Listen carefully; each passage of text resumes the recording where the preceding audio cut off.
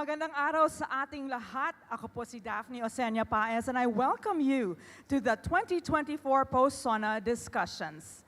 Mahalagang magkasama-sama tayo ngayon upang pag-usapan at talakayin ang mensahe ng ating Pangulo kahapon sa kanyang State of the Nation Address.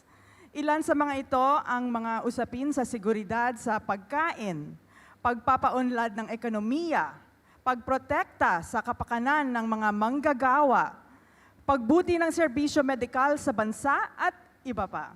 Lahat ng ito para sa bagong Pilipinas. For this session, we will tackle more about food security and economic development. Paano at ano-ano nga ba ang ginagawa ng ating pamahalaan upang magkaroon ng sapat at pangmatagalang solusyon sa gutom at mga oportunidad tungo sa pag-unlad ng ating ekonomiya? Now with us today are our esteemed panelists.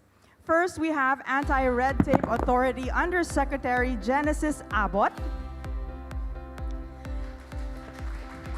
Special Assistant to the President for Investment and Economic Affairs, Secretary Frederick Go.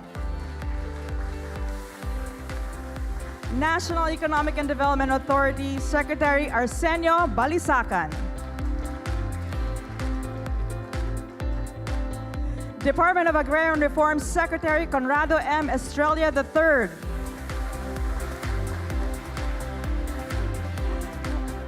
Department of Agriculture Secretary Francisco Tiu Laurel Jr.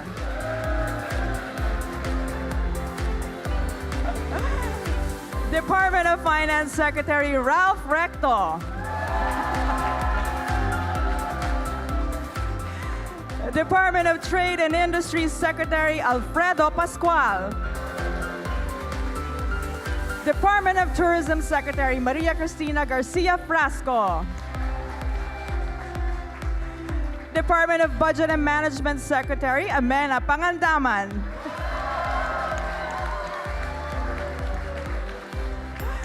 National Irrigation Administrator Eduardo Guillen. Department of Interior and Local Government Secretary Undersecretary Audi. I'm sorry. Audi Pasaraba. A round of applause. And Philippine Science Agency Director General Joel Joseph Mariano Jr. Okay, now that we are energized and ready for our post-SONA discussions, following the insightful State of the Nation address of President Ferdinand R. Marcos Jr. yesterday, we will now dive into his message for us Filipinos. One of these is flashed on our screen, and I quote, "The rationalized incentive scheme under the CREATE Act has also made possible the generation of investments amounting to more than 1 trillion pesos and more than 100,000 new jobs. This promising state of affairs is now beckoning us to create more through the passage of the CREATE More Act." Now let's begin with Secretary Go. Please expound on this. The CREATE More Act is on top of the list of priorities among the priority bills currently at the Senate. We have received the very strong signals of very strong support from the upper house. The result of the many trips of our president has solicited many comments and concerns regarding the current situation for fiscal incentives in our country. Therefore, we work together with all the stakeholders and all the government agencies concerned to come up with some amendments to the Train Bill and the CREATE Bill. So now we have the CREATE More Bill, which will achieve several things. Foremost is to speedy up the processing of applications for fiscal incentives for foreign direct investments as well as domestic market enterprises.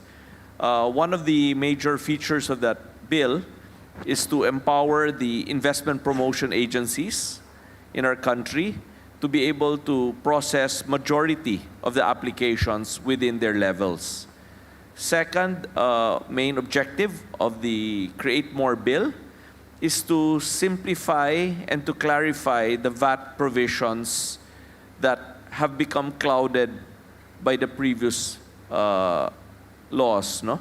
So there will be a lot of clarification on specifically value-added taxes, as well as the non-income tax benefits of registrants in our investment promotions agencies. And third will be the VAT refund issues that are currently a concern of the stakeholders. So there will be more clarity and streamlining of VAT refund applications in the Create More Act. Thank you, Secretary Go. Let's move on to Secretary Balisacan. This is about rice production. Inilahad ng Pangulo na ang ani na ito ay katumbas lamang ng 13 milyong tonelada ng bigas. Kulang pa rin ito para sa ating pangangailangan na 16 na milyong tonelada ng bigas kung kaya't napipilitan tayong mag-angkat. Ngunit lokal na produksyon pa rin ang ating mas pinahahalagahan. Ano po ang masasabi ninyo dito? Thank you. Thank you. I think that question should have been with Sekiko, but let me start with that so you can elaborate later. First of all, let me define, provide the context. As you have seen in the speech of the President, food security is a major concern. And itong food security has 4 dimensions, availability, affordability, access, and the nutrition value. Now, with respect to availability, we have been pushing for national availability of rice. Unfortunately, the challenge we have had over the past, at least past 3 decades, is that our population is growing faster than our production. Because productivity growth has been quite slow relative to population growth. So over the years, the gap between our domestic requirement, consumption requirement, and production has been growing. And the only way we can supply affordable and accessible food to our Filipinos is to increase that availability by bringing in additional supply through importation. So with respect to accessibility, the issue there is also making sure that rice is available in whatever corners of the Philippines a Filipino is. And so it's very important that logistics is available, that a very efficient distribution system is there. With respect to affordability, it's not just a question about price, which has been very high, but it's also a question of the purchasing power of consumers. That is, income is a major aspect of that. So, and of course, the nutrition is. I lead that to the DOH. So, if you see this problem is a multifaceted, and the solution requires whole of government approach because it involves so many sectors. But clearly, addressing the productivity issue is a main concern because, as we have pointed out, government has, we have neglected the sector for so many decades, and it's high time that we pay attention to this, and we are doing that now. Now, it has become even more critical issue this past few months because inflation in rice has reached over 20%, and whereas our overall inflation target is 2 to 4%. That has created a lot of problems, not just for our poor people, but also for the macroeconomy, and because that has led to higher interest rates. And so I can stop there, but I think that we are doing so many things on addressing that rice issue, and it's not just a rice issue. as I pointed out, but it requires a lot of intersectoral, intergovernmental work. Okay, thank you. Would you like to add to that, Secretary Tu Laurel? Well, more or less, I agree with the comments of Secretary Balisacan naman. So, Okay, I'll and then do we'll that. get to you in a little while as well. We have a quote for you also. Secretary Balisacan, we also have, the President also mentioned this in his SONA. Because of compelling emergency reasons such as illegal price manipulations by hoarders, we are constrained to temporarily implement mandated price ceilings on rice. We also extended the reduced tariff rates to facilitate the importation of rice, corn, and pork until the end of this year. Tinitiyak ko sa ating mga magsasaka at sa buong sektor ng agrikultura na ang mga ito ay pawang pangkagipitang solusyon lamang. End of quote. What would Neda have to say about that? Okay, yeah. As I pointed out earlier, the last couple of months, starting with last year, prices have risen. They've become elevated. That the overall inflation for the country was starting to be dominated by food inflation. Of course, we know the reason for the increases in those prices. Primarily of this is the world price increases, particularly for grains. That was because of this regional conflicts, starting with the Russia-Ukraine war that disrupted the global supply chain. No? But domestically, we also have some problems with meat, in particular, the African swine fever, which caused a sharp reduction in our meat supply, particularly pork. No? Then you have this El Nino that hit us hard, particularly our rice sector. So all this means that there's simply not enough local production to meet our growing consumption needs, and we needed to bring in that imports.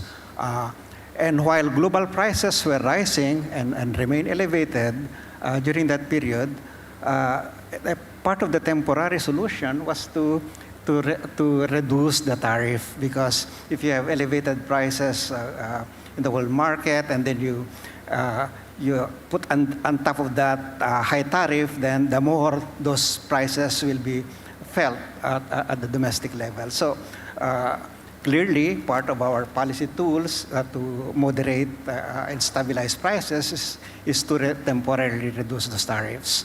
And that's what we did through the actions of the NEDA board. Thank you, Secretary Balisacan. Let's move to the right side of the stage. The President also highlighted this in his SONA.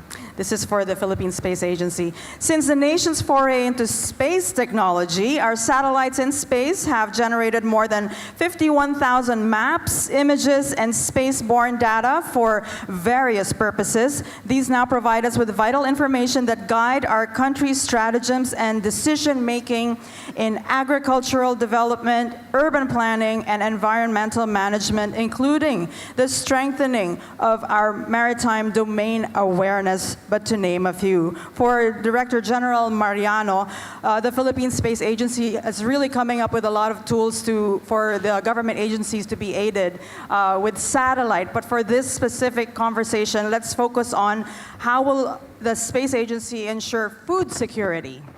Thank you, Daphne. Magandang umaga sa ating lahat. And thank you for this opportunity to shed more light on this. First of all, when the President Bongbong Marcos Jr. talked about space technology, he was articulating two things, the present and the future. When he mentioned the 51,000 maps that were produced by the Space Agency in the course of 2.5, 3 years, he was talking about the capabilities that we are already trying to leverage. What's available now, let's use it. So the Space Agency is taking whatever is available in terms of satellite data. These are satellites, both Philippine satellites and satellites of other countries that we leverage, So we take that data and apply it right away. So at the same time, he talked about the future. He talked about the engineers building satellites because we're also going to try to build local industrial base for space technologies that would create high-value products. Now, for food security, there's been a lot going on with, the space is the ultimate high ground. From that vantage point, we can see wide areas. We can see frequent revisits of these satellites, measurements from space of agricultural parameters. We have problems perhaps distinguishing fake vegetation from real vegetation, but for satellites, they can see very fine colors or so-called wavelengths, and that will allow them to distinguish growth stages of different crops. Whether a crop has some disease or whether it's ripe for harvest already, etc. So those are capabilities that we're leveraging now. The Space Agency in the Philippines is all about collaboration. We're talking to different agencies of government, DNR, DA, DOE, DBM, to leverage these capabilities. Well, thank you very much, Philippine Space Agency. So we can see that nation building here is not just in land and on our seas, but also in outer space. Very exciting. Okay, now let's move on to the center of the stage for Secretary Recto. The President also said, soon we will be implementing the pre-border technical verification and cross-border electronic invoicing of import commodities. This will send a strong signal that we mean serious business. Your take on this, Secretary?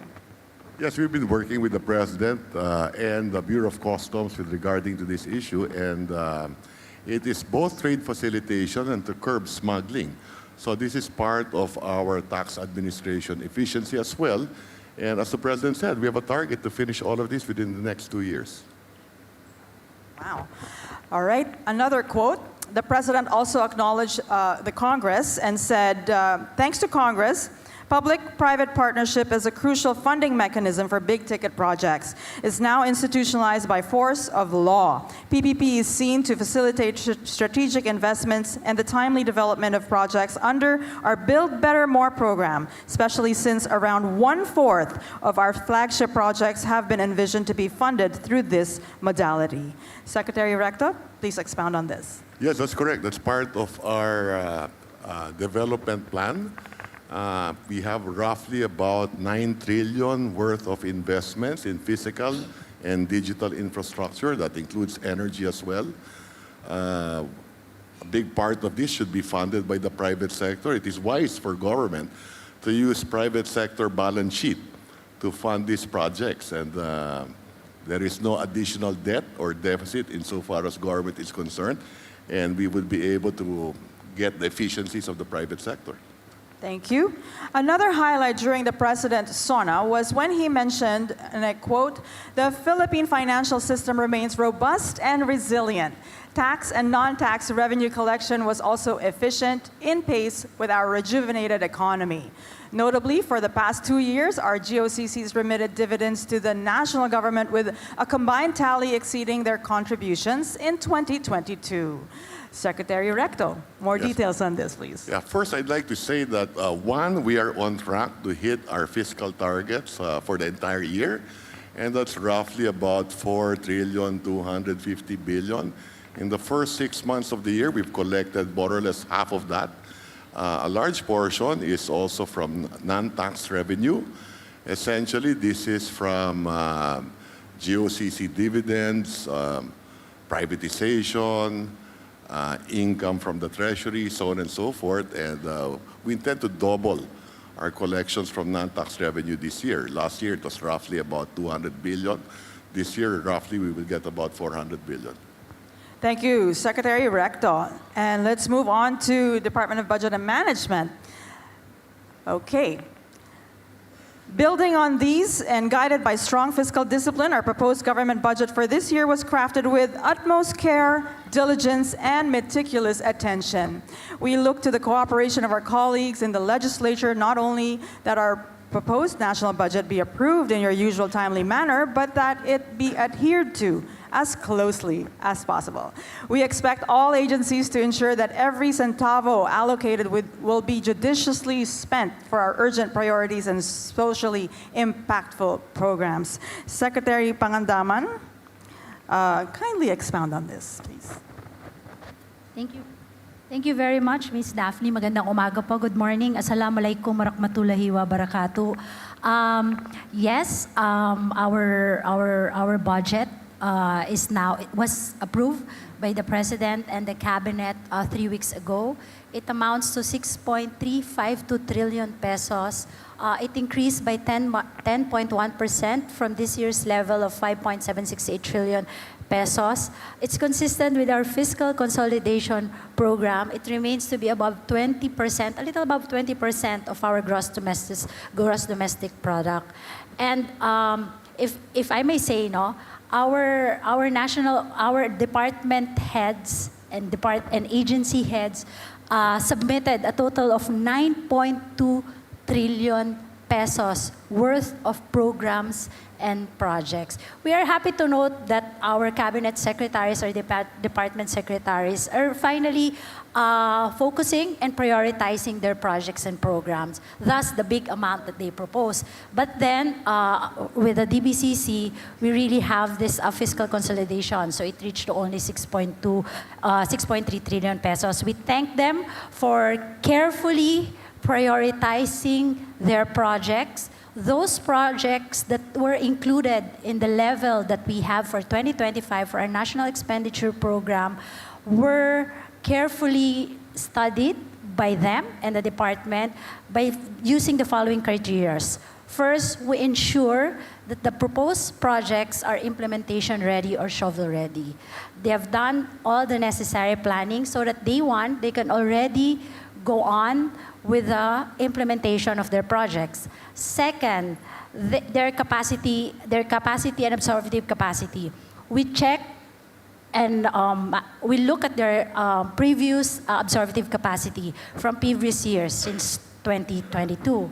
Next, we ensure that the projects are under the PDP Development Plan 2023-2028 and coherent with the medium-term fiscal framework 8-point socio-economic agenda. And I think, if I may, it's in the next question. And then we also, I think the biggest bureaucratic efficiency that the government done this year was the passage of the National Government Procurement Act. Thank you, Secretary Pangandaman. You were excited to talk about this next quote. Let me read this. Of course, the President values a proper utilization of funds. And with this, he shared, with the newly enacted Republic Act number 12009 that I signed just last Saturday, government procurement will be modern and innovative, more streamlined and efficient, and truly at par with the global best practices. Secretary Pangandaman, how will this new act contribute to the proper utilization of government funds? Well, first, the National Government Procurement Act, if I may say, is the biggest anti-graft and corruption reform in our modern history. So we're happy that the 20-year-old law is now amended, and it's more it's fully modernized. I mean, the process and the procurement system. The institutionalization of the early procurement method. Previously, we don't have it. We just issued circular on this, but now it's already part of the law. Meaning, once we submit the National Expenditure Program, all the projects of my colleagues here can already be bidded out as early as we will submit the fiscal year National Expenditure Program on July 29. Meaning after the submission to Congress and the Senate, they can already bid out their projects. And by January 1, they can already prepare the notice of award. So by January 1, they can already implement their projects. I think that's important in terms of implementation of their projects. Second, will you make use of modern technology? For common use supplies, we will use systems and applications like Lazada and Shopee. So it will just be add to cart.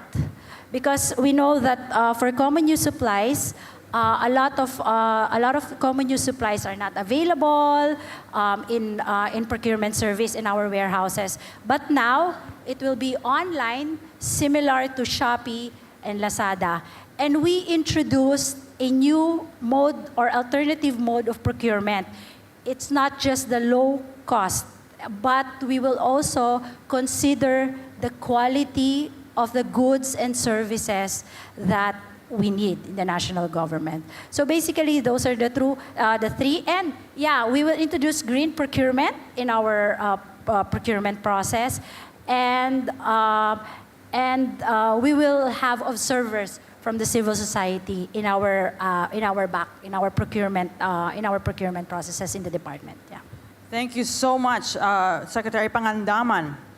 Now we'd like to ask Secretary Pascual of DTI to please expound on this statement by the President yesterday.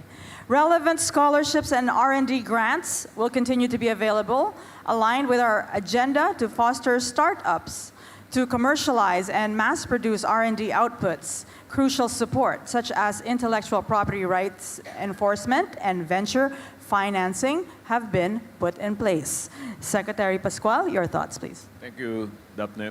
I'll focus on startups first.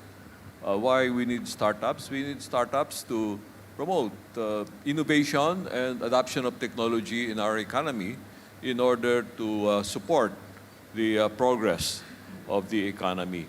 And the DTI is taking the lead in promoting startups. We have various programs, starting with the initial stage of startup formation. We have a program called IDEA, and then we have the next program is advanced. It's advanced stage, and then the GAP. That's bringing the startup to the global access in providing market and financing. The areas that are being addressed now, the more than 130 startups that we have in our list of startups that we are supporting, and they are in various fields like agri-tech, fintech, edutech, and other sectors of the economy, specifically the application of advanced technology in these areas. We're also setting up, in cooperation with the Asian Development Bank, the National Innovation Gateway that will provide both the space and the support of startups and bringing them to a stage where they can really participate in the growth of the economy and create more jobs for our people. Now, to support the startups, we need a strong intellectual property law. We have an existing one, and I'm going to present to the President, hopefully soon, the proposed amendments to this law so we can strengthen the enforcement of the law and the further protection of intellectual property owners against piracy and counterfeiting.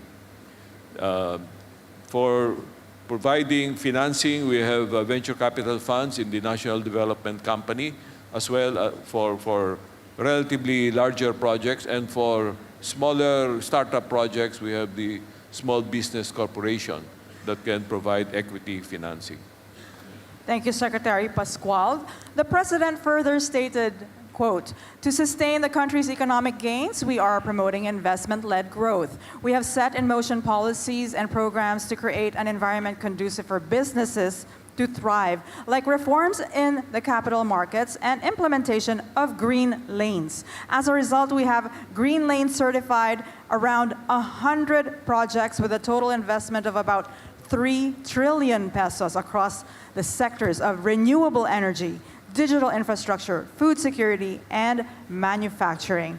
Secretary Pascual, would you like to give us more details about this? Yeah.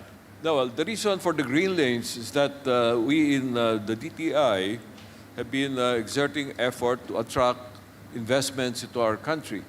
But the moment the interest has been expressed and pursued by foreign investors, they encounter obstacles in implementing their projects. So we propose to the President that we institutionalize the green lanes, which will be the system by which we can speed up the implementation of projects, starting with approval, permitting, and licensing phase dealing with local governments and national government. This is being done through our One-Stop Action Center in the Board of Investment, which is a part of the DTI.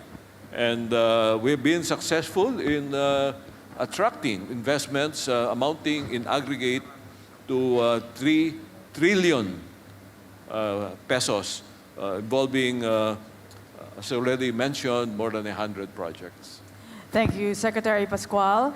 Let's move on to tourism. And for the DOT, here's what the President said. Air transport and tourism have been made more convenient because of the shift to paperless immigration and customs forms, thanks to the e-travel system. Soon, the piloted e-gates will be standard fixtures at airports to further facilitate ease of mobility during departures and arrivals. The implementation of the Philippine e-visa will be the next in our digital transformation agenda. Secretary Frasco, what does this mean for the Department of Tourism? Thank you, Daphne. Good morning, everyone. Mayong buntag sa tanan. Well, we're very grateful that the President's prioritization of tourism continues, as very well articulated in his State of the Nation address. This, of course, necessitates the elevation of the Philippine tourism experience, which requires the introduction of digitalization, especially in the very first touch point for our tourists, and that is our airport arrivals. With the President's directive for the implementation of the e-visa system, we anticipate more international arrivals into the Philippines, especially that this will bring the Philippines shoulder to shoulder with our ASEAN neighbors that have already implemented e-visa systems. With the digitalization of the requirements for entry into the Philippines, we have also seen that this has increased convenience for our travelers coming into the country. And therefore, we welcome the President's programs that have been the result of collaboration between our government agencies, including the Bureau of Immigration, as well as the DFA and, of course, the DOT. We anticipate that with these programs that foster a more convenient and seamless entry into the Philippines, we will further improve the Philippine tourism experience. Thank you. And here's another quote from the President. But the tourism challenge has already evolved and now requires a multifaceted strategy. The focus is now on experiential tourism. Secretary Frasco, what does that mean? Please expound on the term experiential tourism. We're grateful that no less than our President has endorsed the programs that have been instituted by the Department of Tourism under the National Tourism Development Plan that he approved, where we anchor the Philippine tourism experience not only on our award-winning destinations, our mega biodiversity, but also on the strength of the Filipino culture, heritage, and identity. To allow our tourists to look at the Philippines from the length and the lens of our culture, our heritage, and our strengths as a people. And that is why, under the DOT's programs, we have applied a multidimensional strategy towards tourism. That includes a promotion of our food tourism, having recently just completed the United Nations Gastronomy Tourism Forum for Asia Pacific, which was attended by delegates from 43 countries, and that was held in Cebu. The promotion of heritage culture and the arts, where the DOT has taken the Philippine Experience Heritage, Culture, and Arts Caravans to 9 regions so far, where we work with our local government units to introduce their destinations upon the strength of the nuances of these destinations. the flavors, the songs, the dances, the traditions that have been long-standing, as well as the practices of our local indigenous communities, of which we take great pride.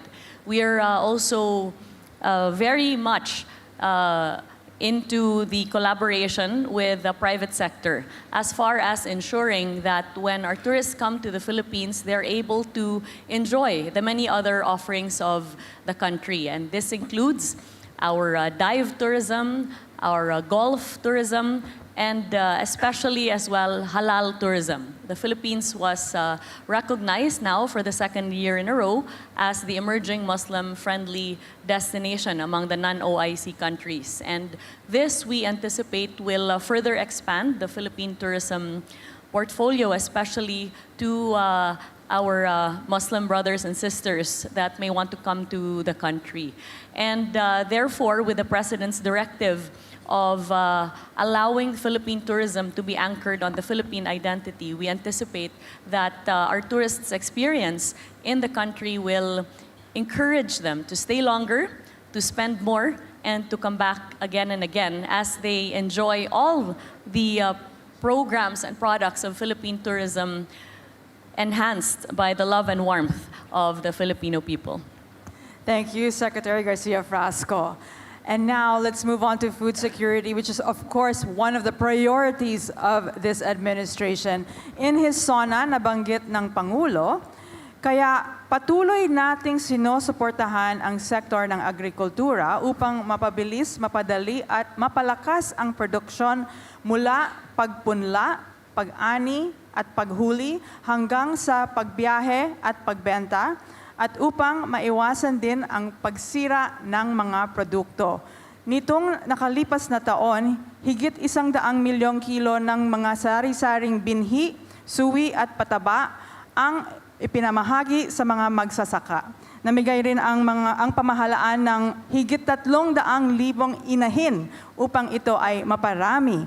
Para sa mga isda naman, mahigit 500 milyong fingerlings at 3,000 mga bangka ang ipamahagi. Nakatulong din naman ang ginawa at inayos na mga fish ports upang masuportahan ang kanilang industriya. That is a lot and really worth enumerating, and I'm so glad that the President did that. Secretary Laurel, gaano kahalaga ang mensaheng ito ng ating Pangulo sa sektor ng agrikultura? Well, ang mensahe ni Presidente ay napakalinaw, no? Kung nakita niyo yung detalya, it just shows how the President is on top of the situation. Although may problema nga tayo, pero nakita niyo naman na lahat ng aspect ng ating from planting hanggang harvest, ang pagbebenta para sa pangingisda, yung kailangan na ports and all, alam niya at nakatutok ho tayo dyan at napaka-importante talaga na yung suporta ni Presidente ay nandyan sa ating agricultural sector. Thank you. Kasama rin sa mga ibinahagi ng Pangulo, katuwang ang mga lokal na pamahalaan, dinagdagan pa natin ang mga kadiwa sa iba't ibang panig ng bansa. Higit sa lahat, layunin nating gawing permanente rin at mas madalas pa ang pagdaraos ng mga kadiwa. This certainly is good news. Secretary, please give us more details about this. Yung Kadiwa program, which was launched during the President Marcos Sr.'s time, is actually a very good program na napabayaan for many years. So ngayon, ang gagawin natin is ile-level up natin from like a mere pop-up stores at meron dito, minsan wala, meron gagawin natin permanent brick-and-mortar stores to all over the Philippines. No, hopefully we will try to achieve 1,500 sites in the next 3 years, no? Para masilbihan ng halos bawat munisipyo at city sa buong Pilipinas. Then, ang maganda rito is parang ang Kadiwa, ang plano natin is maging cooperative run ito eventually. So yung mga farmers mismo at fishermen ay makadiretso sa consumers. Yan ang para lumaki ang kita ng mga farmers and fishermen at bumaba naman ang bili ng presyo ng mga consumers. Yan ang basic idea dyan. And of course, it is also done in order to keep our retailers and wholesalers honest. no? Mabawasan ng profiteering if possible. So para bumaba din ang inflation. Thank you. Thank you. The President also stated, still in agriculture, handa na rin ang pamahalaan na ilabas ang mga bakuna laban sa African swine fever na nagpapalakas sa mga alagang hayop at nagbibigay ng garantiya sa mga magsasaka laban sa pagkalugi. Again, Secretary Chu Laurel, paano ito matutulungan ang ating mga kababayan? Well, ASF o African swine fever is really a big problem sa ating pork industry. And yung solution nga dito na nakikita, of course, one is biosecurity. But biosecurity alone is not enough, in my opinion, in our opinion. So yung ASF vaccine which was recently approved, ASF vaccine which was recently approved, ay baka ibibid out na ng DA ito this August at hopefully by September ma-implement na. Titirahin natin at babakunahan natin yung mga red areas, red zones and yellow zones, hopefully to eradicate this for the growers. With that, we are hopeful na masolve na unti-unti yung issue sa ASF at hopefully by the end of the year, halos wala na sana to. Thank you, Secretary Chu Laurel. Still on agriculture, but this time patubig. Okay, let's move on to the right side of the stage. Ang sinabi ni Pangulo, patutunayan ng proyekto sa Halaur River ang pinalalawig na potensyal ng irigasyon. Hindi na lamang patubig sa sakahan ang kaya nitong gawin. Ito na rin ay magagamit sa pagkontrol ng baha, paglikha ng kuryente, at pati na rin sa turismo. Moving forward, irrigation dams will supplement all our bulk water projects to ensure water security for our people, especially in the underserved areas. Administrator Guillen, you've had a great year also pushing for these high dams. Maybe this time, let's talk about the importance of Halaur and the high dams that you're building. Well, thank you, ma'am. When it comes to food security, ang number one requirement po kasi niyan is yung irrigation facility. So, nakita naman po natin, pag nagtayo tayo ng mga high dams, multipurpose po yan eh. So, hindi ka lang merong irrigation, meron kang hydropower, meron kang ngayon multipurpose na yung water rights ng NIA, bulk water, aquaculture, tourism. So, maganda po, malaki ang bawi natin dyan. At saka yan yung ating pang long term solution. Ano po. So, now, kung titignan ho kasi natin, balikan natin yung pangalawang question nyo, yung 3 milyong kakulangan natin sa ating pagkain. Ano po. Sa amin po kasi sa NIA yan, meron kaming 3 approach dyan. 2 non-infra, tsaka 1 infra. Ang una dyan, dapat i-increase natin yung ating cropping intensity. Nasa 1.6 lang tayo eh. So, ang gagawin lang namin sa NIA niyan, lalagay namin 2 cropping sa dry season, which is October hanggang February. February, magtatanim kami ulit, July, and then meron tayong dry season para at least meron tayong almost 3 para ma-increase natin yung ating production. Pangalawa, dapat ma-increase natin yung yield. Ano po? Pag nilagay namin yung 2 cropping ngayon sa dry season, tataas ang yield. Kasi alam naman natin lahat na kapag dry season, mataas ang yield, lalo na pagka hybrid seeds ang ating itatanim. Ano?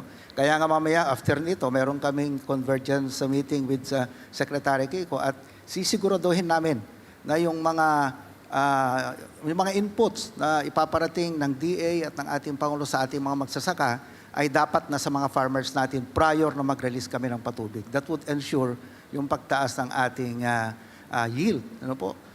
Yung 3 milyon kasi na yan, tansya ko, mga 500,000 to 700,000 hectares ang kailangan nating i-construct. Hindi naman natin mabibigla po yun, ano? But pagka in-increase mo yung yield, nasa 4.2 yata tayo eh. Kung ma-increase mo lang ng 6 tons per hectare, food secure na po tayo eh. Rice, hindi na tayo mag-import ng rice. So yun yung isang target namin with the DA. Dapat ilagay mo sa, science-based. Pagdating ng inputs, dapat science-based siya. Hindi siya dapat farmer's choice. Yun ho ang idea po ng NIA dyan. Ano?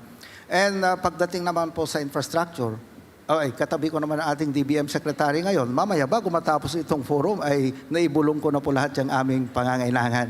At nagpapasalamat din po ako sa Congress kasi nakikita naman po namin, ramdam namin yung tulong nila sa atin sa pamumuno po ni Speaker Romualdez. Talagang natulong po sila sa NIA. So, yun po, ma'am. Thank you. Thank you, Administrator Gillian. Kitang-kita naman natin na the importance of agriculture. We've seen the support by giving inputs, but also the continued investment in infrastructure na kailangan talaga natin, especially in this time na parati tayong we are exposed to some climate-related emergencies sometimes. So this is also in preparation for all of that to give us food security. Now, usaping agraryo naman, ibinahagi ni Pangulong Marcos. Pinamamahagi na rin ang mga certificates of condonation kaugnay ng pagpapawalang bisa sa mahigit 57 bilyong pisong utang ng mga 600,000 benepisyaryo. Secretary Estrella, I know you have been waiting for this moment. Please tell us about this. Maraming salamat, Daphne. Alam mo, akala ko hindi mo na ako tatawagin.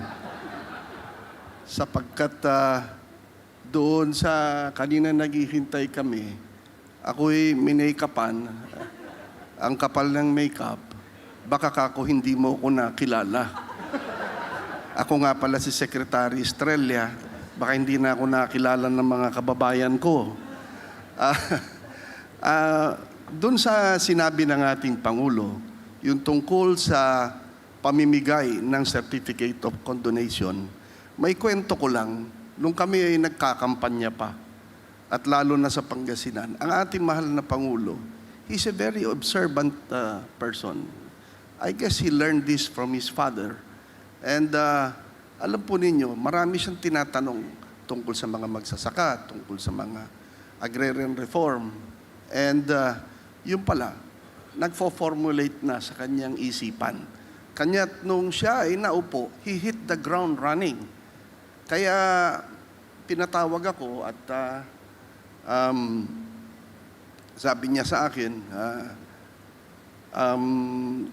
Conrad, pwede ba? Ikaw na lang ang sekretary ng DAR. Ang sabi ko, opo, sige, tatanggapin ko po ang maging secretary ng Department of Away and Reklamo. Kaya nag-usap kami at sinabi niya sa akin, alam mo ba, Sec Conrad, sabi niya, sa palagay ko, itong sitwasyon ng ating mga agrarian reform beneficiaries na nabigyan natin ng lupa at meron silang binabayaran na monthly amortization dito sa lupa na ito, sa Land Bank of the Philippines. Ang sabi niya, ito ang sitwasyon ng ating mga agrarian reform beneficiaries. Unang-una, merong climate change. Naapektuhan ng gusto ang ating agrikultura. Alam, iyan ng ating Secretary ng Department of Agriculture. Pangalawa, nagkaroon ng pandemya. Naapektuhan na naman ang ating magsasaka. Pangatlo, nung tinignan namin ng gusto ang datos ng Land Bank of the Philippines at ganon din ng Department of Agrarian Reform, napakahirap na natignan at suriin kung sino na ba ang nakabayad, kung magkano na ba ang nabayaran. Magulo na ang mga datos. Kaya't minabuti ng ating mahal na Pangulo. Ang sabi niya, mabuti pa, wag na natin pagbayarin ang mga magsasaka. Dahil hindi na rin lang naman sila makakabayad dahil sa sitwasyon na to. Ang sabi naman namin noon, opo sir, at yung inyong ama, namigay ng lupa, ngunit may kasamang utang, kayo po, ibibigay nyo ang lupa na walang kasamang utang. Sa palagay ko, yan ang genuine agrarian reform. So, what he did, in the meantime, kasi kailangan niya ng enabling law. Nung wala pang batas, ang ating mahal na Pangulo ay lumagda ng isang executive order. Ito po ay Executive Order number 4. suspending or calling for a moratorium of payment of amortization by the Agrarian Reform beneficiaries. Pansamantalang hindi muna sila magbabayad. Habang hinihintay natin ang House of Representatives at ganun din ang Senate na mag-aproba ng panukalang batas na burahin na ang utang ng ating mga Agrarian Reform beneficiaries. At nagpapasalamat kami kay Speaker Romualdez at ganun din sa lahat ng mga congressmen sapagkat itong panukalang batas na ito doon sa Kongreso walang tumutol kahit isa. Lahat sila unanimously approved. Ang ganun din sa Senado, nagpapasalamat din kami sa kanila sapagkat unanimously approved din ang panukalang batas na ito. At agad-agad pinirmahan ng ating mahal na Pangulo. At nung pinirmahan niya, ay ang ibig sabihin nito, ang mga amortization fees ng Agrarian Reform beneficiaries ay burado na. Ngayon, pagkatapos nito, siyempre kailangan namin i-validate ng Land Bank of the Philippines at ganoon din ng Agrarian Reform. At it took some time for us to validate at ngayon na-validate na namin, meron na kaming Certificate of Condonation and Release of Mortgage na i-award. As a matter of fact, nag-award na kami doon sa Pangasinan nung nakaraang linggo ng ating mahal na Pangulo. At ito ang tuluyan na nag-aalis ng tanikala upang tuluyan ng maging malaya ang ating magsasaka.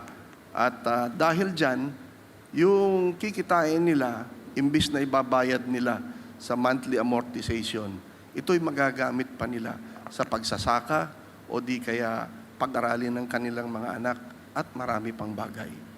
Salamat po. Thank you, Secretary Estrella.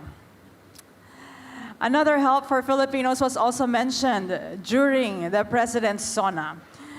To reduce unnecessary business costs, local government units no longer collect fees and charges from motorists transporting goods and merchandise while passing through national roads.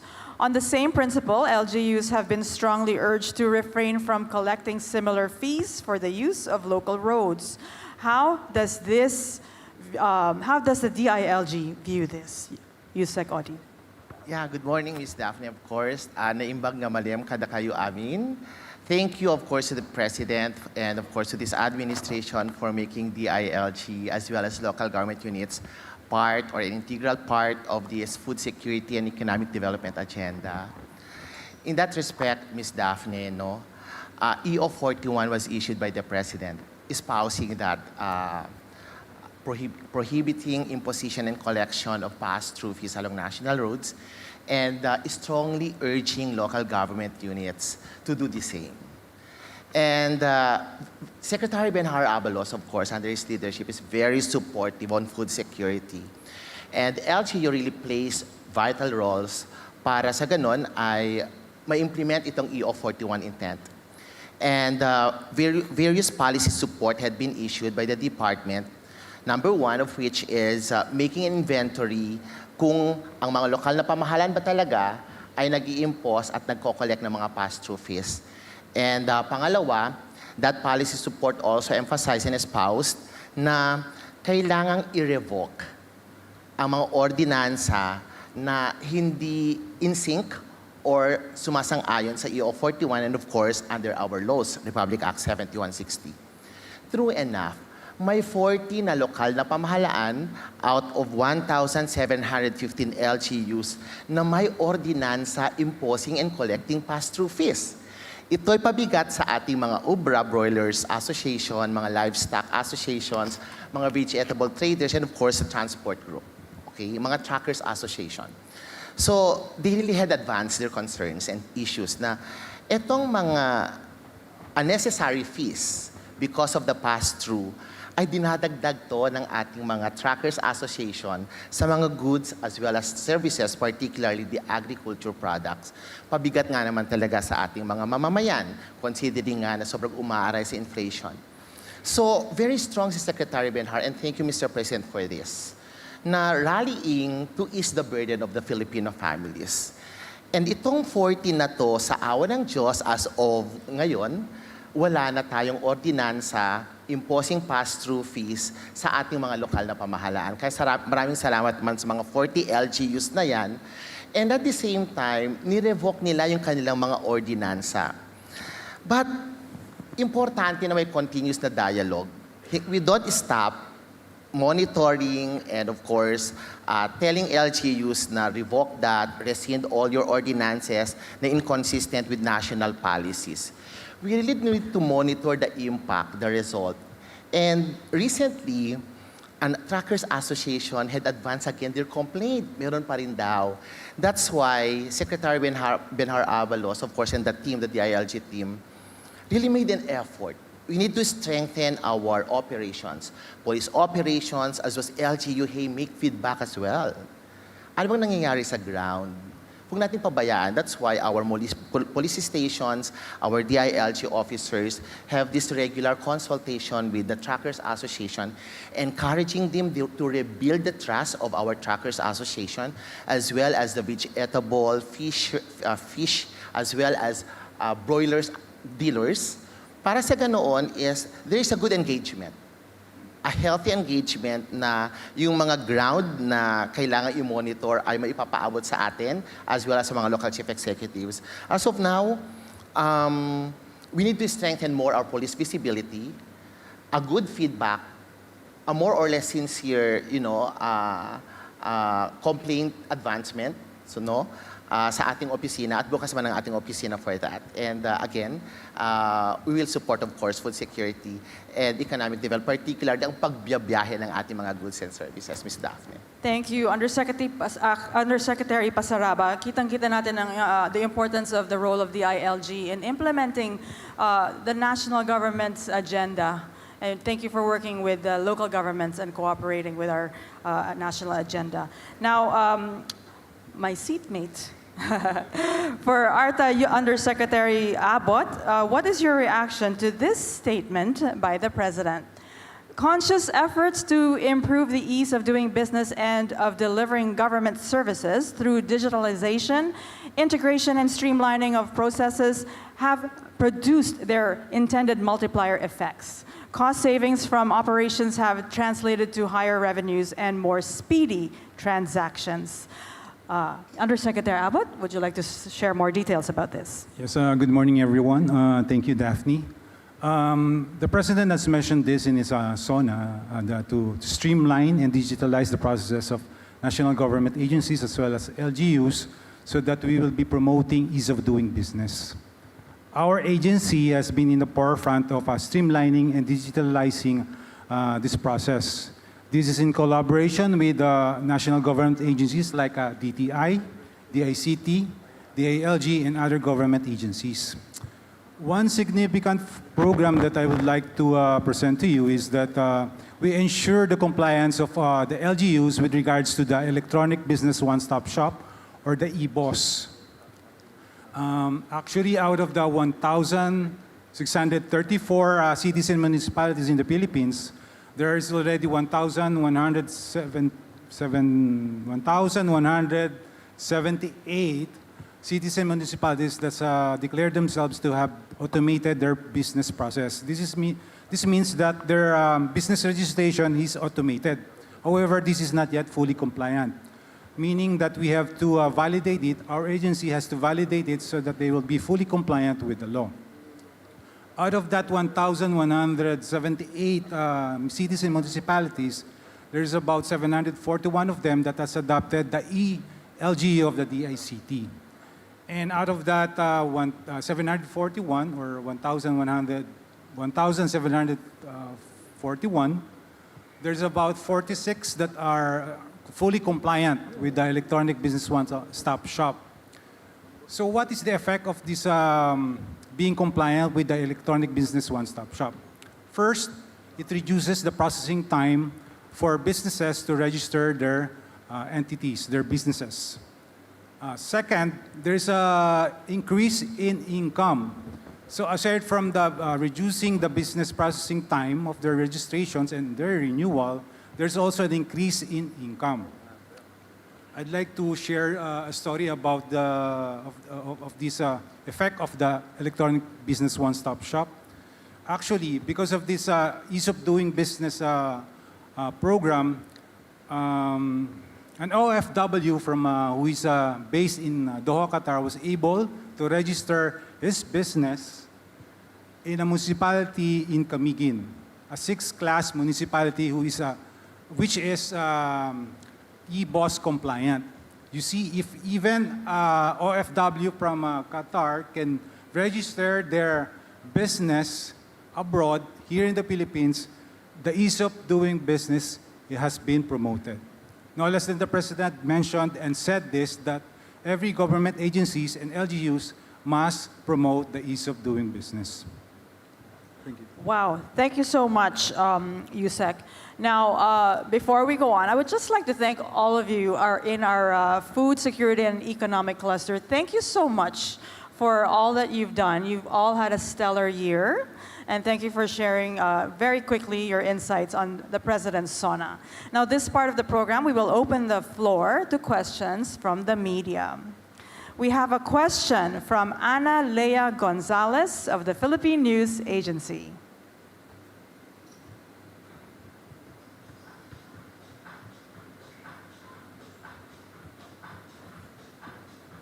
Hi, sir. Good morning.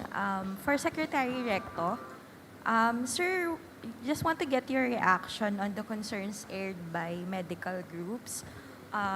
Can you speak louder, please? Hello, can you hear me, sir? Yes, please. Sir, just want to get your reaction on the concerns aired by medical groups on the DOF circular ordering the remittance of unused PhilHealth funds. And sir, do we have an estimate kung meron pang idle funds from GOCCs na pwedeng gamitin for other projects? Thank you. Yeah, thank you for your question. Well, una sa lahat, sinusundan lang natin yung utos ng Kongreso. Nakapaloob sa budget sa 2024 na kung saan sinasabi ng Kongreso na dapat ang DOF mag-issue ng circular para magamit nga ito mga pondong ito na posibleng hibernating lang o natutulog lang at hindi nagagamit ng ibang mga GOCC. Pangalawa, tinignan natin kung may merit ba yung utos ng Kongreso. At nakita naman namin na totoo na meron at least 200 billion pesos na natutulog sa dalawang GOCC ng ating pamahalaan. Isa dito yung PDIC at pangalawa, yung PhilHealth na roughly 89.9 billion pesos. No? Pangatlo, tinignan natin kung ito'y gagamitin natin para doon sa mga naka-priority sa program fund. Makakatulong ba ito sa ekonomiya ng ating bansa? Makakapaglikha ba ito ng mas maraming trabaho? Nakita namin sa aming pagsisiyasat sa DOF na makakatulong to sa lalong paglago ng ating ekonomiya by more or less 0.8%. Ibig sabihin, mas madaling makamit natin yung 6% growth rate o di kaya 6.5% growth rate sa taong ito. At dagdag pa dyan, makakalikha na mahigit 600,000 trabaho. Okay. Pangapat na ginawa ng DOF, nagkonsulta kami. Ito ba ay legal na pwedeng gawin? Tinanong namin ang GCG, OGCC, at saka ang COA. Ang balik sa amin ng tatlong ahensya ng pamahalaan, legal lahat ito. No? So, ito ba'y makakadagdag sa deficit ng ating bansa?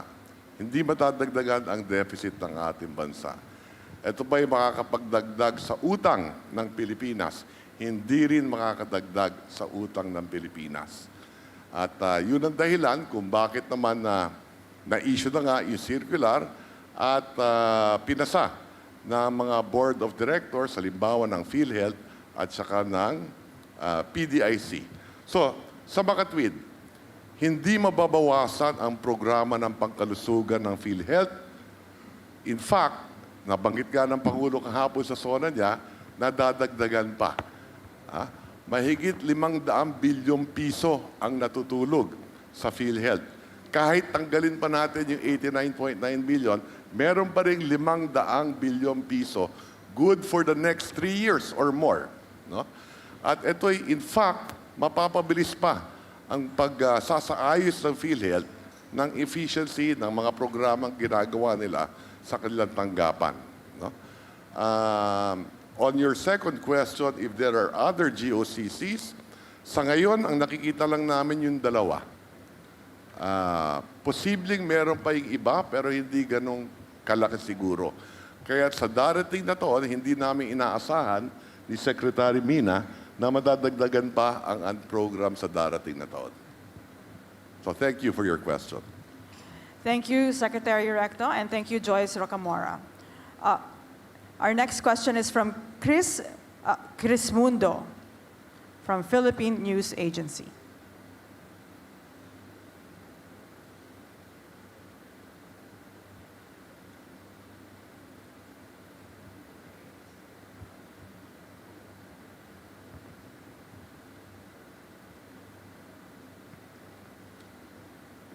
Hi, good morning. To Yusek Abot. Sir, for ARTA, every SONA of President Marcos, he never failed to mention about the easing doing business in the country.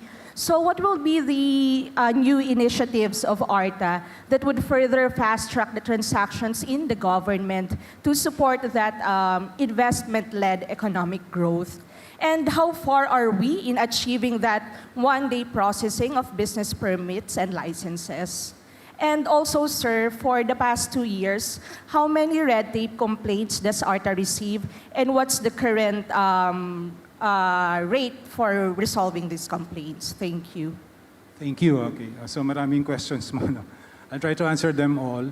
The first things first, actually yung one-day processing time for business permits is already achievable. Hindi lang lahat ng mga LGUs are doing it, but the fastest, I think, is 30 minutes for a city in NCR who is able to process a business permit within 30 minutes. Our goal, we hope to achieve this together with the collaboration with other government agencies, especially the DILG, is 10 minutes. So that's an ambitious number, but we want to do that. So right now there's 30 minutes, and the others are an hour and probably even a day. But we want that all of the LGUs would be able to have their business process reduced by at least half or more by the end of the year. As to the next question regarding the programs, actually we have more than just the EBOS compliance program. We also have the digitalization projects such as the PIBRIS, which is the Philippine Business Regulations Information System. This is actually a database of all the regulations, business regulations that will be taken and compiled in a database so that all government agencies and the transacting public would have access to it. This would mean that regulations can be analyzed, assessed, evaluated. We can remove, amend, invalidate, or create new regulations that would be beneficial to the ease of doing business. We also have this program about government services. This is the Artemis, which is the anti-red tape electronic management information system. This is a database of all the government agencies and their services. So meaning that the services will be accessed by the transacting public and even the government agencies. So with these two major programs, I think the government or even the transacting public would be, safe to say, would have easy access and have an environment for promoting the ease of doing business. And I think there's one more question regarding complaints. We are receiving complaints actually, but if there's any specific thing that you want to ask. Our complaints handling system right now is not yet digitalized. We are actually doing in a manual way, but we are in the process of digitalizing our electronic complaints management system. Thank you. Thank you, Undersecretary Abbott. Next question is from Joyce Rocamora, Philippine News Agency for the Department of Tourism. Good morning, Secretary Frasco. I'd like to ask, ma'am, given a good first half performance, will the DOT revise or recalibrate its arrival target as well as projected tourism receipts for the year? And I'd like to ask also, when do you see the country achieving its pre-pandemic figures, ma'am? Thank you. 2023 was a phenomenal year for Philippine tourism, with tourism contributing no less than 3.36 trillion pesos to our economy in terms of international and domestic visitor receipts. We've also seen, according to the Philippine Statistics Authority, the highest ever recorded growth rate in terms of tourism direct gross value added to the gross domestic product. And so the contribution of tourism now to the GDP stands at 8.6%. These numbers have translated to that which matters most in everything that we do in the Department of Tourism and in our President's very clear vision for tourism. That is to provide jobs to our fellow Filipinos. In 2023, over 6.21 million Filipinos were employed in tourism. That accounts for 12.9% of our entire national employment rate. And therefore, what we're seeing is a strong resurgence of tourism post-pandemic. We have to understand, however, that it was complete and utter devastation that was suffered by the Philippine tourism industry as a result of the ravages of the pandemic, not to mention all the climate-related crises that have come upon our shores. And tourism faces the unique challenge of only being able to succeed with collaboration with other government agencies. That's why the thrust has really been towards convergence and heavy government investment as far as infrastructure is concerned. Over 96.6 billion was invested by government in tourism in 2023, and tourism investments also amounted to 500 billion pesos. All of these we see to assist Philippine tourism as we move towards being able to recover our pre-pandemic numbers. However, post-pandemic, the view of the world has changed as far as tourism is concerned, in that we not only see or calculate tourism success as far as the warm bodies that come upon our jurisdiction, but rather, more importantly, as far as visitor receipts. Because it is the tourism spending that allows the economy to roll as fast as it should. And what we're seeing is that the Philippines has already recovered over 100% of its visitor receipts from its 2019 numbers, and also exceeds the 94% global average of recovery as far as visitor receipts is concerned. With this upward trajectory of the performance of Philippine tourism under the Marcos administration, what we anticipate is that in the same way that we were able to exceed our targets as far as visitor receipts are concerned for 2023, that we would be able to achieve the same feat for 2024. However, we anticipate that as far as arrivals are concerned, unless and until we are able to fully ease the convenience of coming into the Philippines, especially as far as e-visas are concerned, it does remain a challenge. And so we received the President's directive to fully implement the e-visa with much optimism in the hopes that it will be implemented by the DFA as soon as possible in cooperation with the Bureau of Immigration, as well as the forthcoming improvement of our airports, which will ensure more seamless arrival into the country. Thank you, Secretary Garcia Frasco. For Secretary Laurel, we have Mr. Jasper R. Calas of Philippine Star. Morning, Sec. Sec, how optimistic are you that you will be able to hit your target that agriculture and fisheries production would expand between 1% and 2% this year, and what would be the drivers for such growth? Well, yung this year's targets actually medyo not too easy, no, because we started with El Nino in January, kakatapos lang ng June, and now we're coming with La Nina. But of course, we have more irrigated land, as mentioned by the President, na yung sa Halaur nga, 32,000 hectares and another 45,000 hectares na bibigyan ng solar irrigation, that will definitely increase production. But then, I'm hopeful naman na sana walang malaking bagyong tumama at yung La Nina na darating ay, of course, El Nino talaga mas mababa ang production ng konti. Pero sa La Nina, as long as walang malaking bagyo, I think we should be mas mataas ang production. Thank you. Next, we have Mr. Jervis Manahan of ABS-CBN, still for Department of Agriculture. Hi, Sec. Good morning. The U.S. Department of Agriculture said that we are projected to import 4.7 million metric tons of rice this year because of the lower tariffs. Are we expecting more imports this year, or are we expecting our imports to reach record high? Well, yung unang estimate ng USDA was 4 million. I'm actually surprised na nag-increase nila to 4.7.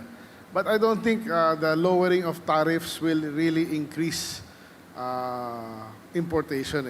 There's no real bearing in my opinion. No? The only reason mag-i-increase ang importation is because of demand, not because of lowering tariff. If there's kulang ang demand, kahit mababa, kahit zero tariff pa yan, mas konti importation. So it's basically demand driven. So I really don't think aabot tayo ng 4.7. Thank you. We also have our Secretary Estrella. From PTV4, Soo Jin Kim.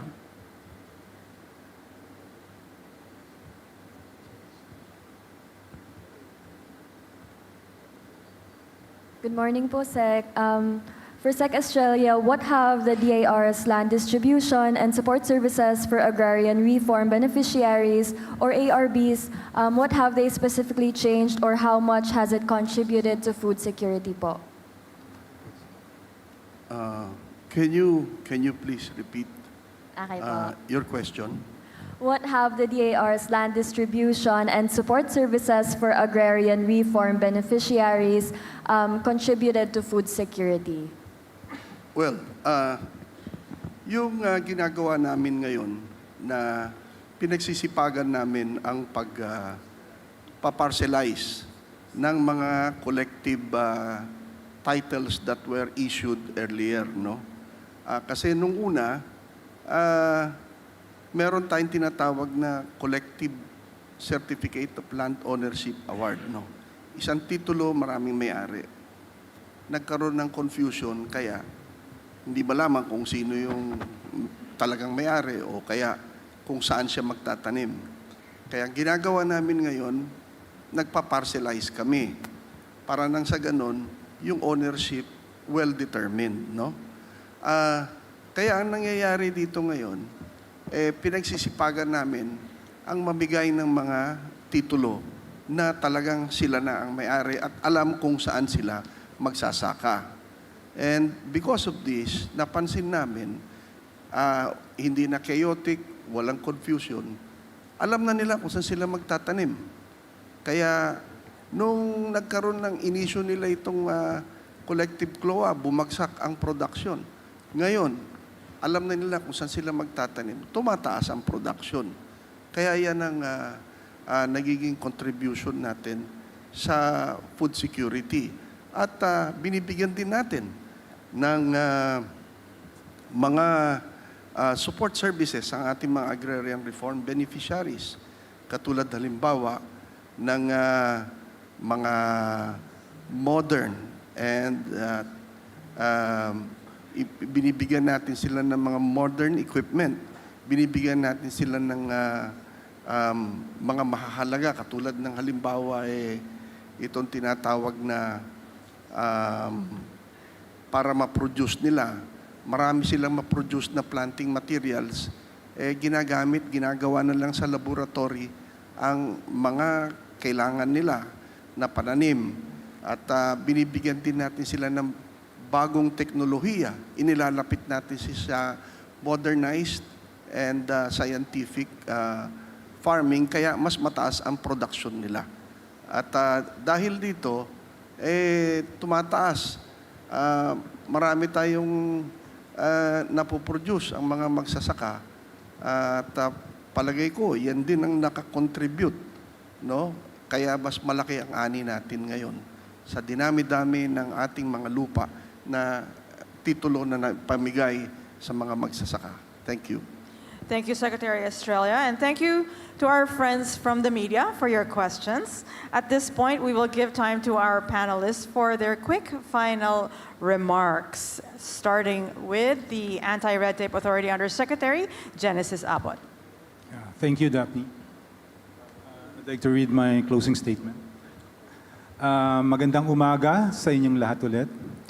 On behalf of our Director General, Secretary Ernesto B. Ferres, and the young men and women of the Anti-Red Tape Authority, I want to express our sincere gratitude to the Presidential Communications Office and the Presidential Management Staff for hosting the Post-SONA Discussion Forum, allowing us to expound on President Marcos Jr.'s call for a streamlined bureaucracy and a more business-friendly environment. Our mandate is clear: to transform the way government services are delivered. We aim to achieve this through a whole-of-nation approach, fostering innovation and good regulatory practices. In simpler terms, we are here to cut the red tape and to roll out the red carpet for all. The President's vision for a bagong Pilipinas hinges on a government that works for its citizens, not against them. As we have heard from the SONA, in just 2 years, the administration has implemented numerous projects and initiatives aimed at addressing different issues in society. ARTA is here to ensure that these projects and services will be delivered fast, on time, and on schedule. ARTA is here to help the President make this vision a reality. But we cannot do it alone. ARTA does not see itself as just an authority. We see ourselves as partners. Partners with all stakeholders, both public and private. To our colleagues in the government, let us commit to continuous collaboration for improvement. Let us identify and dismantle unnecessary regulations and processes. Let us embrace technology to streamline processes. To our partners in the private sector, your voices matter. Share your experiences, both positive and negative. Together we can identify bottlenecks and work towards solutions. This is a collective effort. By working hand in hand under whole-of-nation approach, we can make the Philippines a more attractive destination for businesses, a place where Filipinos can thrive, and a nation that truly embodies the spirit of a bagong Pilipinas. The road ahead may not be easy, but with our strong spirit of collaboration, we will turn President Marcos Jr.'s directives into tangible results. Let us all be catalysts for change and be a part of the solution. Let us prove that the world that in the Philippines, there is ease of doing business. Maraming salamat po at mabuhay ang bagong Pilipinas. Mabuhay ang bagong Pilipinas. Thank you. A round of applause for ARTA. Thank you for the ease of doing business. And now, Special Assistant to the President for Investment and Economic Affairs, Secretary Frederick D. Go. Thank you. I will keep mine short. I would like to thank everyone here today and our friends from media for the opportunity to share the country's economic gains and our roadmap towards an inclusive, resilient, and sustainable economy. We will pursue initiatives that will improve the ease of doing business, reduce friction costs, streamline processes and regulations, and elevate the country's global competitiveness to secure strategic investments that contribute to the local industry development, such as Create More. Our vision is one of a thriving, investment-led economy that creates opportunities for every Filipino today and in the years to come. Maraming salamat po. Thank you, Secretary Go. And from National Economic and Development Authority, Secretary Arsenio Balisacan. At the beginning of the Marcos administration, we crafted a blueprint that would help us as we emerge from the pandemic and navigate the challenges of economic recovery. This blueprint, the PDP, or Philippine Development Plan 2023 to 2028, contained the strategies and priorities we must implement to meet our development goals. The question is, 2 years later, 2 years in, are we on track? Broadly, we are, as amply demonstrated in the President's SONA. Perhaps the most important proof of this, the good news reported in SONA, we lifted about 2.5 million Filipinos out of poverty, reducing our poverty incidence to 15.5% in 2023 from 18.1% in 2021, exceeding even the target we identified under the PDP. Even more encouraging, the poorer Filipinos' average per capita income grew faster than the average for the entire population, notwithstanding elevated food prices, indicating that economic growth was inclusive as intended by the PDP. Comparatively, economic growth is robust and our employment indicators are improving and better than ever. This means that we are heading in the right direction. We can accelerate our progress if we are able to keep inflation low and manageable, and we have no doubt we will be able to do so. We have learned much over the last 2 years as we recalibrated our policies and programs to adjust to changing economic conditions. President Marcos' marching orders for his third year are clear and reflect our nation's development priorities. Though difficult, we must work hard and address the constraints to food security and economic development more broadly. We promise no shortcuts. However, the Filipino people can be assured that the whole of government is addressing our nation's most pressing concerns. Ultimately, what matters to us is not whether we are merely hitting our economic targets. For us in NEDA, the most relevant benchmark is whether our people can afford their needs and wants and are able to live strongly rooted, comfortable, and secure lives. Salamat. Thank you, Secretary Balisacan. Department of Agrarian Reform Secretary Conrado M. Estrella III. Thank you so much. Sa atin, mga kasamahan, atin mga agrarian reform beneficiaries na nakikinig ngayon, magpasalamat po tayo sa atin mahal na Panginoon sapagkat ang lupa na naibibigay sa inyo ay libre na po. Wala na pong kasamang utang ito. At ito pong libreng lupa at isang tambak pong support services na ibibigay sa inyo ay babangon tayo muli. Sana po wag natin ibenta ang ating mga lupa. May pag-asa pa po tayo, uunlad pa ang mga magsasaka. And by the way, ang maganda po dito sa Republic Act na nilagdaan ng ating Pangulo, ang Republic Act 11953, ang New Agrarian Emancipation Act, ay meron hong nakatago rito na isang diamante. Ito po ay ang exemption ng mga heirs ng mga agrarian reform beneficiaries sa real estate tax. Kung halimbawa ho, dumating ang panahon na yumaon na ang inyong mga magulang, yun hong paglipat sa inyong sa mga heirs sa tagapagmana ay hindi na po mahihirapan. Kaya po mga atin magsasaka, babangon tayong uli. Salamat po. Thank you, Secretary Estrella. Department of Agriculture Secretary Francisco Tiu Laurel Jr. Well, ang DA ay patuloy na makiisa sa adhikain ng Pangulo at walang magugutom sa bagong Pilipinas. Ito ay patuloy na isasagawa nating kagawaran sa pamamagitan ng pagsusulong ng mga nararapat na interventions at policies tungkol sa masaganang agrikultura at maunlad na ekonomiya. Ang magandang performance and accomplishments sa sektor na naging possible sa pamamagitan ng pagsama-samang suporta ng buong pamahalaan or whole of government approach para sa mga magsasaka, mangingisda. Ipapasalamat ang kagawaran sa ating Pangulo sa karagdagang 30% taunang appropriation para sa Department of Agriculture mula ng 2022 hanggang ngayon 2024. Makakaasa po kayo sa pamamagitan ng pondong nilaan sa ating kagawaran ay may pagpatuloy natin ang mga programa at proyekto para sa pagpaunlad ng ating sektor.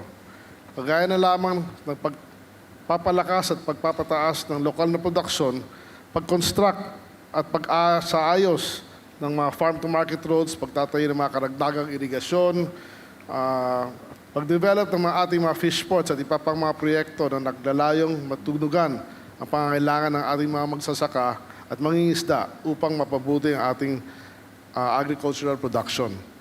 Gaya ng sinabi ng ating mahal na Pangulo sa kanyang State of the Nation address kahapon, sa kabila ng mga pagsubok at hinaharap ng ating mga sektor tulad ng problema ng supply, puwersa ng kalikasan, giyera at iba pang mga nasaksihan para rin natin maging development ang ating sektor. Gaya ng pagtaas ng produksyon ng palay sa pagkalipas na taon. Ito ay dahil sa mga naiparating na iba't ibang tulong o assistance sa ating mga pangsasaka at mangingisda sa aspektong technical at fiscal. Per quote of our President yesterday, whatever current data proudly bannering our country as among the best performing in Asia means nothing to a Filipino who is confronted by the price of rice at 45 to 65 pesos per kilo.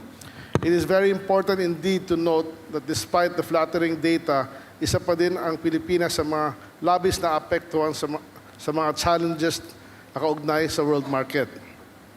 Nais din namin parating sa ating mga kababayan na ang DA ay patuloy makipag-ugnayan sa iba't ibang ahensya ng pamahalaan upang magsugpo ang kartel na patuloy sa pagpupuslit ng mga smuggled agri-fisheries products na nakaka-impluwensya sa mga presyo ng ating mga local basic commodities.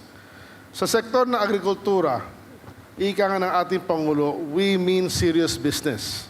Patuloy po magsusumikap ang kagawaran ng agrikultura na magplano, magdisenyo at magpatupad ng transformative interventions para sa gawing moderno at profitable ang ating mga sektor tungo sa adhikain ng masaganang bagong Pilipinas. Maraming salamat po. Thank you, Secretary Tu Laurel. And now the Department of Finance Secretary, Ralph Recto. Thank you, Daphne. In spite of all the global economic challenges, considering that we just came out of a pandemic, that there are two hot wars, there is a trade war, there is a cold war, in spite of all of this, the last 2 years of the Marcos administration grew by roughly an average of 6.1%.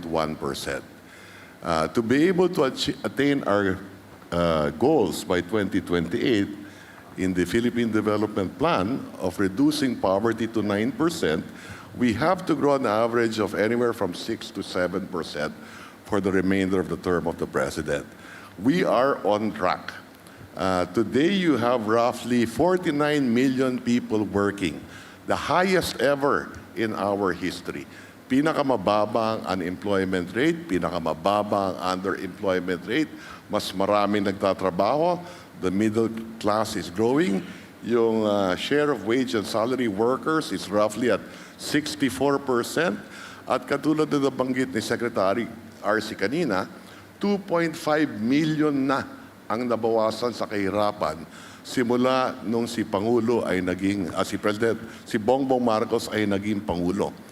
Ang target by 2028 is to reduce poverty incidence to a single digit to 9%. Ibig sabihin nun, 10 milyon pa ang mababawasan natin sa kahirapan who will elevate their life to higher than the poverty incidence. No? So yan naman talaga ang dahilan kung bakit tayong lahat nandito, to reduce poverty incidence para magkaroon ng magandang buhay ang ating mga kababayan, para nga tayo magkaroon ng bagong Pilipinas. So maraming salamat. Thank you very much. Thank you, Secretary Recto. Department of Trade and Industry Secretary Alfredo Pascual. Thank you. The DTI is committed to continue to create a competitive business environment to attract foreign investment and encourage our local businesses to invest more in our country. We're also committed to generate high quality and better paying jobs for our people as we expand our industries and economy. We want our economy to be driven by science, technology, and innovation That's why our support to startups, because they will be the source of innovation for our country. We will play our important role in ensuring consumer protection while addressing food logistics and the supply chain. Aligned with the market trust of Bagong Pilipinas, the DTI vision is encapsulated in our new slogan, Angat Negosyo, Asenso Trabaho, Alagang Consumer para sa Bagong Pilipinas. We are here to enhance the role of MSMEs by providing them comprehensive support from mentoring to technology to access to market using the modern approaches like e-commerce platforms. We are also here to ensure that investors, when they come in, are taken care of fully through our green lanes, for one. And more importantly, we will continue our work to enhance consumer protection by making sure that regulated products are well prevented to being accessed by those who are not supposed to have them, like minors, should not have easy access to vape products. That's why recently I issued an order suspending the online sale of vape products, and I hope that will protect the health of our young people, which is the hope of our motherland. So we're here to work with our colleagues from the other departments of the government in order to achieve the goals and objectives of Bagong Pilipinas para sa pag-unlad ng bagong Pilipino. Salamat po. Thank you, Secretary Pascual. And now, Department of Tourism Secretary Maria Cristina Garcia Frasco. Thank you, Daphne, and thank you to the Presidential Communications Office for organizing this most enlightening forum, especially for the public. We are grateful that our President has, from the very beginning of his administration, seen the vast potential of tourism to uplift the Philippine economy. Tourism is now one of the strongest pillars of our economy and is a source of livelihood for millions of Filipinos.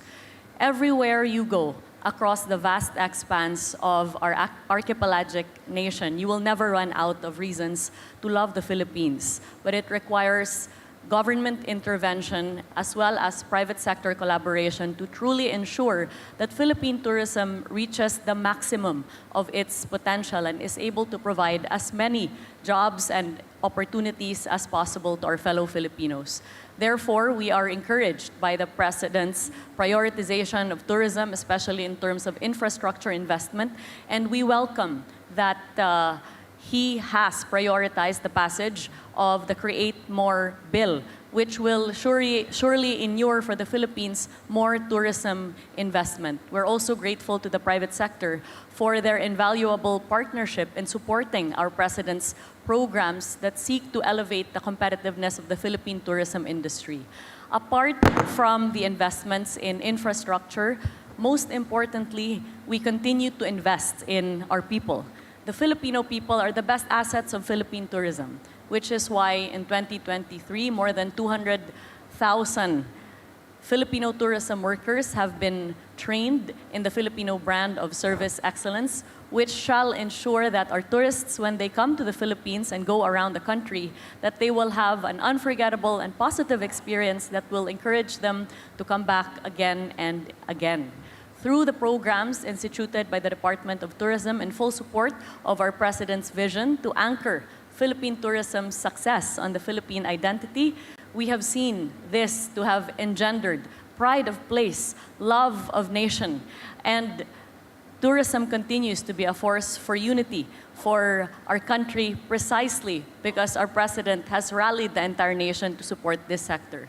Magpasalamat sad ko sa atong mga kaigsuonang Pilipino, labi na sa Kabisayan ug sa Mindanao sa ilang dako kaayo nga suporta sa Administrasyong Marcos tungod kay nakita nato nga gihatagan gayud og importansya sa atong presidente ang atong mga lugar sa Pilipinas, matagaan sila og dako kaayog higayon nga mulambo pa pamaagi sa turismo. Pinapasalamatan natin yung lahat ng ating kababayan sa inyong pagmamahal sa Pilipinas. Maraming salamat po sa inyong suporta sa ating presidente at para sa turismo ng Pilipinas. Love the Philippines.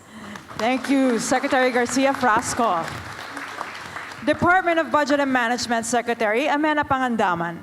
Good morning once again. First of all, allow me to express my congratulations again to PBBM for a very powerful, direct, authentic, and moving State of the Nation address yesterday. Inspired by yesterday's SONA and by a dynamic leadership of our President, we at the DBM will remain committed to implement key transformational reforms that will bring our country to upper middle income status and bring poverty down to single-digit levels. Our proposed national budget for next year, which is pegged at 6.352 trillion peso, will adhere to the Philippine Development Plan and 8-point socio-economic agenda and will remain highly responsive to the most urgent national concerns of our Filipino people, and that is to address inflation, to provide job to everyone, reduce poverty, and combat graft and corruption. Our national budget for next year is guided by the theme Agenda for Prosperity, fulfilling the needs and aspirations of the Filipino people. Our goal, as always, is to uplift the lives of the Filipino people. Hence, social services will remain on top of our list. As mandated by the Constitution, education will corner the largest percentage of the national budget, followed by health sector, to be prioritized as we seek to improve healthcare, especially in the regions. Next is the economic services, as we continue the Build Better More infrastructure program, including digital infrastructure. We are also on a mission to empower our local government units, including BARM, to ensure, pursue lasting peace and economic development in the Bangsamoro Autonomous Region in Muslim Mindanao. We are also seeking to achieve food security by strengthening our agriculture sector. As PBBM mentioned in his SONA, we are improving our irrigation systems nationwide. So nagkatotoo po ang bulong niya sa akin. We have allocated 42 billion pesos for our irrigation systems nationwide for next year.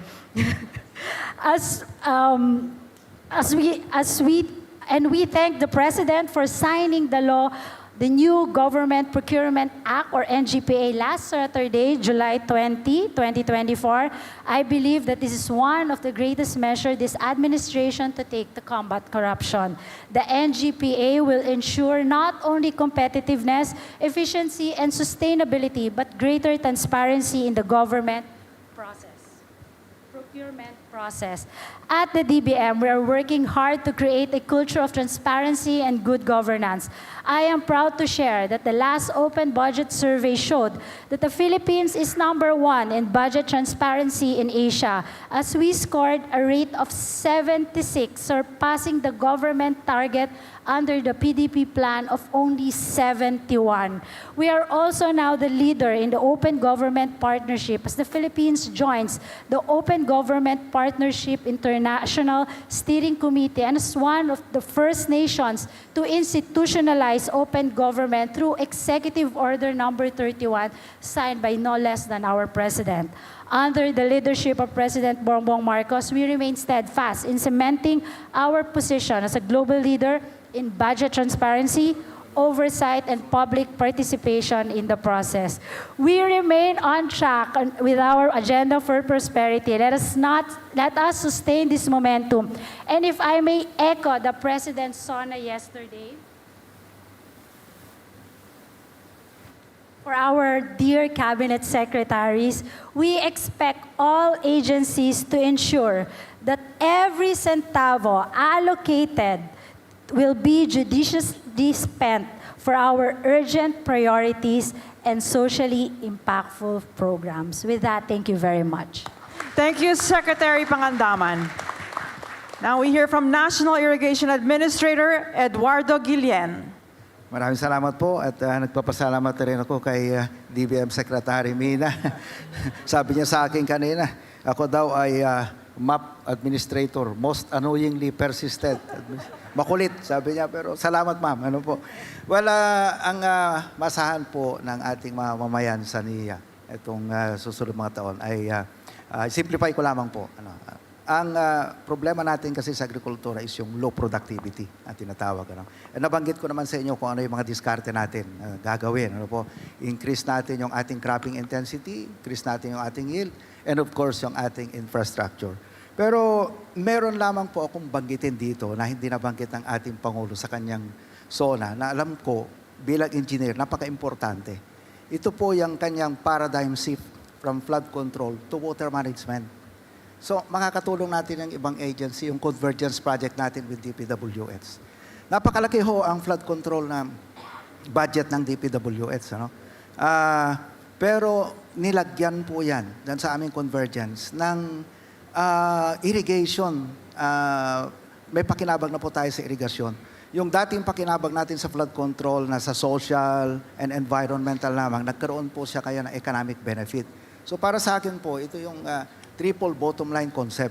Dito natin makikita na yung build better more ng ating Pangulo ay hindi lamang isang slogan, kundi talagang totoong makakatulong sa atin lahat at magdadala sa atin. Ito yung crossroads ng Philippine agriculture. Kasi pag dinagdagan mo yung irrigation facilities, tataas ang ating productivity, tataas ang ating yield. Dito mo makikita din ang mindset ng ating Pangulo. Doon, sa aming mga Ilocano, ito yung kakuriputan namin na titignan natin na bawat sentabo na nandun ay may spend natin ng mas magandang pamamaraan. So, makakatulong po ito ng malaki. Pag na-expand mo kasi yung ating irrigation infrastructure, bababa pati yung poverty alleviation natin. Alam naman natin lahat sa report ng PSA, nasa 60% ang mahirap ay nandun sa agriculture sector. So, mapababa po natin ito. And of course, ang pangako naman natin sa ating mga Irrigators Association sa buong bansa, ang tawag namin po sa kanila ay BBM, mga bagong bayaning magsasaka, na ang NIA ay katuwang po nila lagi sa pagpapaunlad. Of course, ang Department of Agriculture, na katuwang nila kami na mapaunlad ang kabuhayan nila. So, ito po ang ating asahan po sa NIA. Kami po ay magtutulungan ng mga convergence project natin, lalo na with the Department of Agriculture. Magtutulungan po kami para ang ating mga magsasaka ay magawa natin, ang utos kasi sa atin ng ating Pangulo ay dapat yung mga farmers hindi lang naman producers of goods. Dapat gawin din natin silang consumers of goods and services. Ito ang alam natin na talagang makakatulong sa ating lahat tungo sa ating binibithing bagong Pilipinas. Maraming salamat po. Thank you, Administrator Guillen. And now we hear from Department of Interior Local Government Undersecretary Odi Pasaraba. Yeah, thank you so much once again. As the department is called to support national government agencies, as well, of course, to the development goal for food security and economic development, we partake on the following projects. Farm to Market Road Network with the Department of Agriculture. Of course, water security with DNR as well as NIA and the PM of the Water Project, infrastructure governance for our local government units, as well as Kadiwa ng Pangulo, and implementation of the ease of doing business are just some of our support services and programs that really support to ensure the realization of the food security and economic development. And under the leadership of Secretary Benhar Abalos, we always use our powerful allies, the local government units, as an integral element for ensuring food security and economic development. The same local government units that will really spell difference in shaping the lives of the Filipinos. Because we know for a fact that sila po ang unang nakakaramdam, sila ang unang pinupuntahan at direct engagement with the Filipino families. It is in this respect that we are committed to prepare them more, prepare them better, both performance, more focused, more competitive, more enabling local institutions that we really take care of the Filipinos, particularly their needs for food availability, food accessibility, market access, and stability of life. Maraming salamat. Thank you, Undersecretary Pasaraba. And now, the Philippine Space Agency Director General Joel Joseph Marciano Jr. So space, the final frontier and also the final word today. Kami po ay nagpapasalamat sa ating Pangulo at sa ating mga kababayan sa suporta sa ating space program at sa Philippine Space Agency. PhilSA, isang 4-year-old agency po no, na nagsusumikap na mag-contribute sa nation building. Nireinforce po ng ating Pangulo ang mensahe na ang space o kalawakan ay hindi po malayo sa buhay ng bawat Pilipino.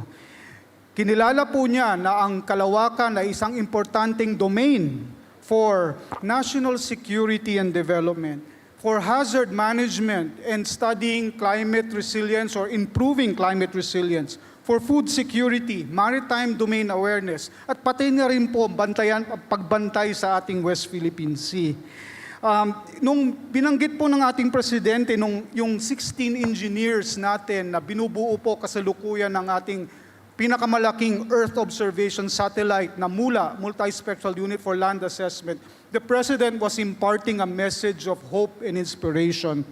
He recognized the efforts of engineers and scientists in our midst, mga kapwa Pilipino po natin, na talagang dedicated po at nagpupursigi para makakontribute sa nation building.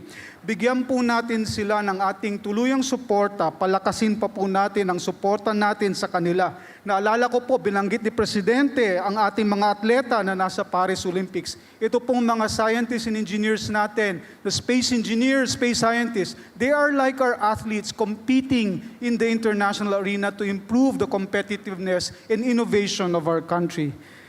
Yung pong satellite na to, one final point, hindi po tayo bumibili ng satellite. Tayo po ay bumubuo ng satellite.